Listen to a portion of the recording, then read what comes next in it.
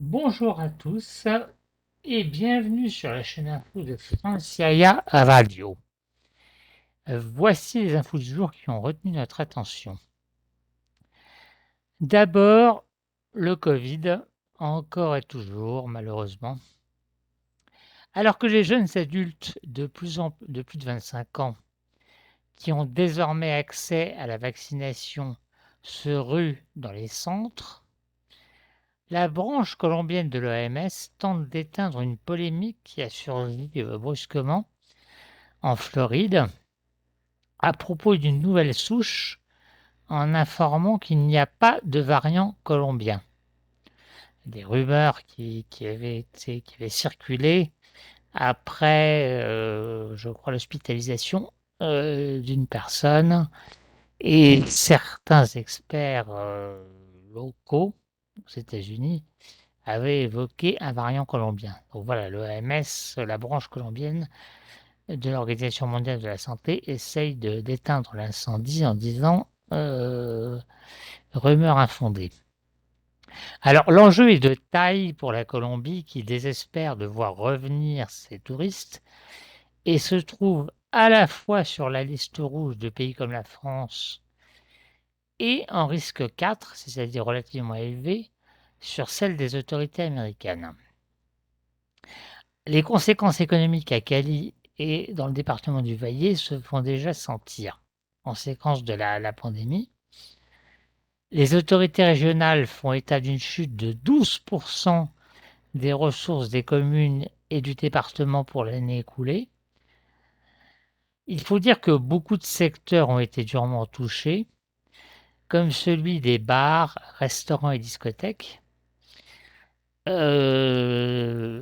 d'étonnant donc à ce que les professionnels de la nuit à Cali, à travers leur organisation professionnelle Asobares, demandent instamment à la mairie de repousser de 1 heure à 3 heures du matin les horaires de fermeture des établissements qui accueillent les fêtards.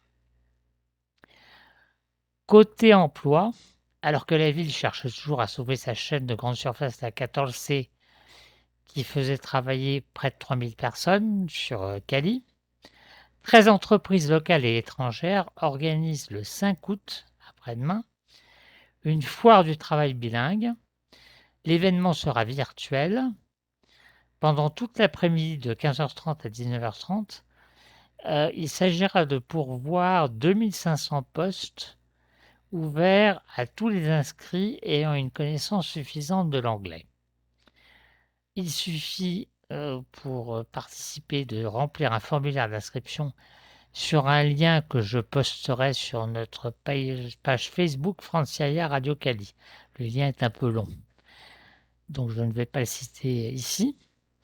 Toujours sur le plan économique et social, comme nous l'annoncions hier, la ANDI, donc le MEDEF colombien, est réunie en ce moment même en congrès et en assemblée générale.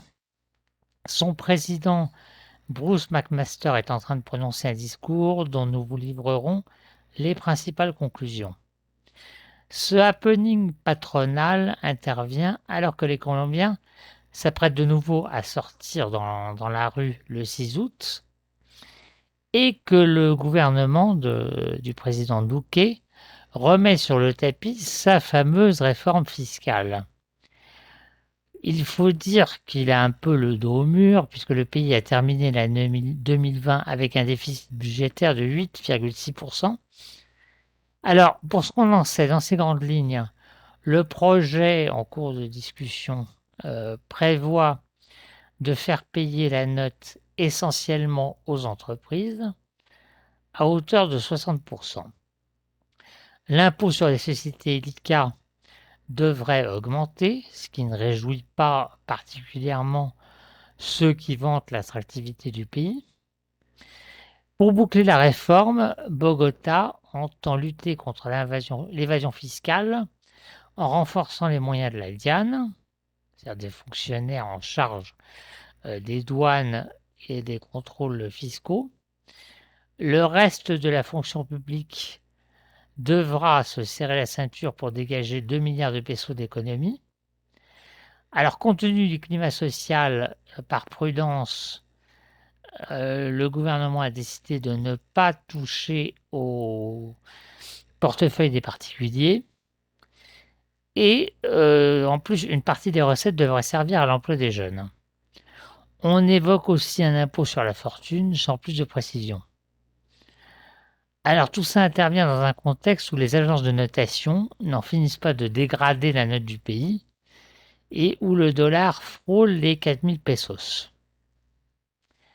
Côté français, nous n'oublions pas nos compatriotes, notre ambassade annonce sur son compte Twitter l'ouverture de 3 stages d'une durée d'une semaine pour des chercheurs doctorants dans une université du continent, c'est-à-dire à l'échelle de l'Amérique latine. Ils se verront octroyer une aide de 1 250 €. Plus d'infos sur le site de notre ambassade en Colombie, co.ambassade.org. Voilà, chers auditeurs, notre point du jour sur la Colombie. À suivre notamment, comme je le disais, le congrès du patronat colombien qui se poursuit.